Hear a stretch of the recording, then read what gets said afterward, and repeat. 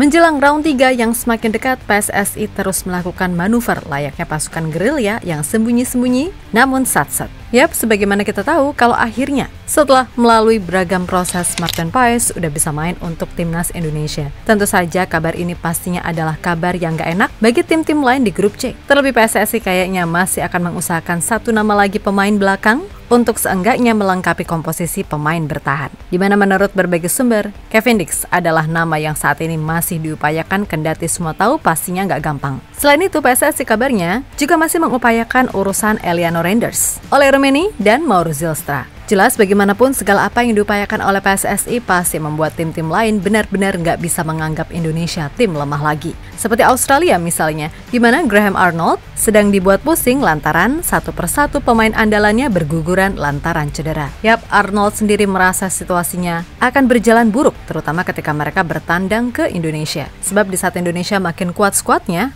tim Kanguru malah makin kropos kekuatannya.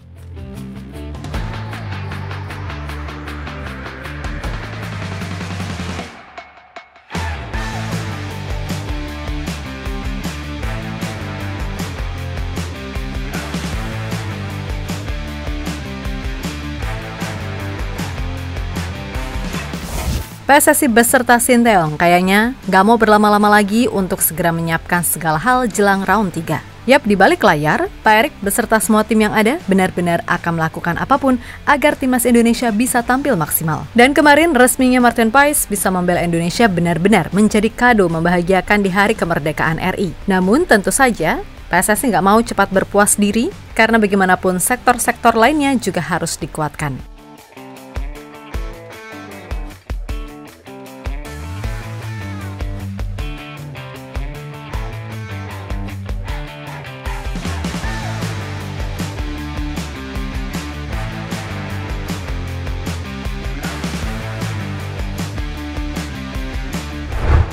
Yap, setelah urusan Paes kelar, kini kabarnya PSSI akan berusaha untuk menyelesaikan urusan Ole Roemeny dan Mauro Zylstra. Akan tetapi sebelum itu, jangan lupakan juga dua nama pemain yang beberapa waktu lalu di-spill oleh Pak Arya Sinulinga, di mana pemain berposisi gelandang dan bek yang berkasnya udah masuk. Nah, menurut beberapa sumber, kalau di posisi gelandang ada Eliano Reinders, di posisi bek ada nama Kevin Dix. Emang sih untuk urusan Kevin sendiri beneran sulit, tapi sekali lagi, kita nggak pernah tahu apa yang terjadi di balik layar. Apalagi kemarin kan si Kevin ikutan nimbrung di interview Martin Paes dengan mengirim sebuah komentar.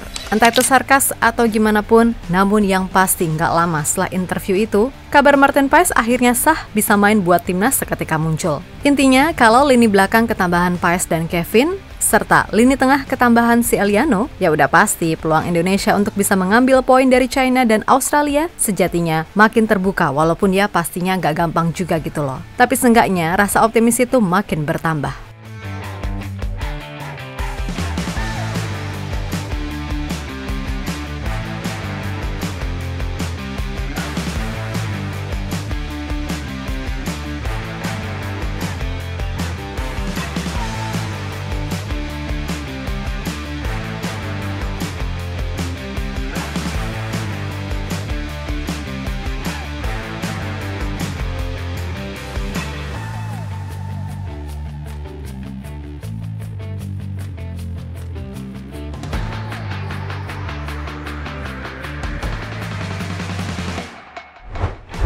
Yap, terlepas dari semua kabar yang masuk, sudah pasti itu juga menjadi sebuah kabar yang mencuri perhatian tim-tim lain di grup C.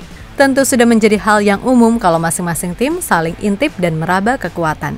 Tapi bagi Australia yang akan tandang ke Indonesia pada 10 September nanti, tiba-tiba ingin berencana untuk mengubah game plan yang ada. Hah? Maksudnya gimana? Gini, kita tentu tahu kalau lawan-lawan Indonesia pastinya juga udah mengamati luar dalam kekuatan tim Garuda mulai dari teknis sampai non-teknis. Dan masuknya Martin Paes serta kemungkinan Kevin Dix di lini belakang atau mungkin Eliano, Ole, serta Zylstra pada akhirnya membuat Graham Arnold merasa Indonesia akan bertambah tangguh. Sehingga sudah pasti permainan tim Garuda nggak akan sama ketika mereka tanding di Piala Asia. Terlebih Australia sendiri dipastikan nggak akan bisa nyepam crossing ke kotak penalti tim Garuda. Karena meskipun Elkan nggak ada, masih ada bek-bek lainnya yang secara postur cukup tinggi macam Bang Jai, Jordi, Justin, hingga Rizky Ridho sekalipun. Belum lagi kalau ada Kevin Dix yang berpengalaman main di kompetisi antar tim Eropa. Serta diingat juga, kalau kipernya udah bukan Hernando, tapi Martin Poes yang punya tinggi 191 cm. Jadi intinya masalah crossing dari lawan, seenggaknya persentase kemungkinan kebobolannya jauh lebih kecil ketimbang Piala Asia kemarin saat kita dihajar 4-0.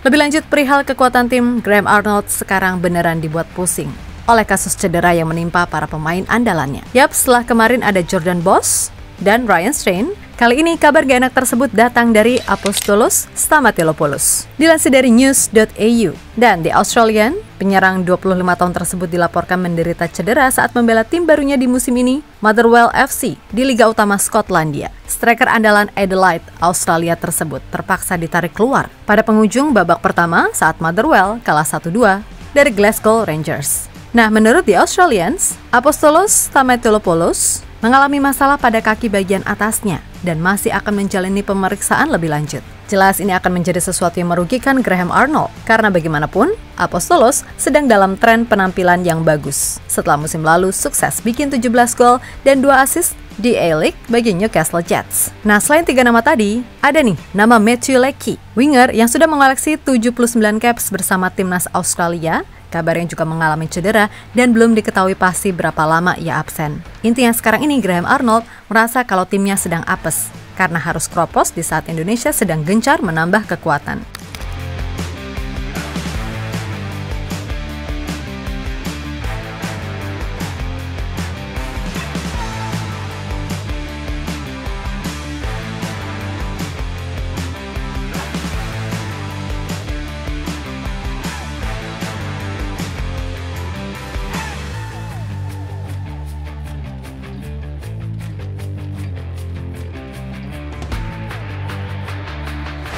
Yap, terlepas dari apapun, intinya Indonesia tetap harus waspada dan gak boleh menganggap enteng lawan yang dihadapi. Karena gimana pun juga, Australia tetaplah Australia, yang walaupun di level Piala Dunia mereka biasa aja, tapi di level Asia ini, ya mereka tetap tim tier 1 bersama Jepang, Iran, ataupun Korea Selatan. Maka dari itu, moga-moga aja segala situasi yang ada bisa dimanfaatkan dengan baik, terutama ya saat main di kandang. Harusnya sih, kalau semua pemain incaran udah didapat, misi meraih 3 poin di laga kandang dan 1 poin di laga away kayaknya bukan lagi hal yang mustahil untuk dibicarakan. Tapi ya kembali lagi, tetap ada target awal yaitu peringkat 4 dan berjuang habis-habisan di round 4. Kalaupun nanti semesta memberikan rezeki lebih, ya udah syukuri aja. Namun ya itu tadi, berjuang dulu dengan mindset positif. Masalah hasil serahkan pada Tuhan Yang Maha Kuasa, oke?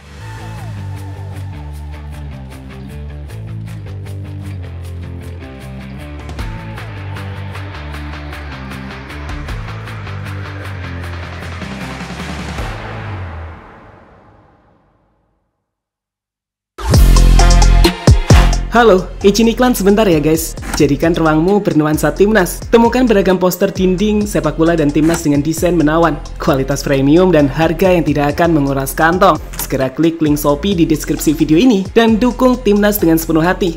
Mulai dari dinding rumahmu.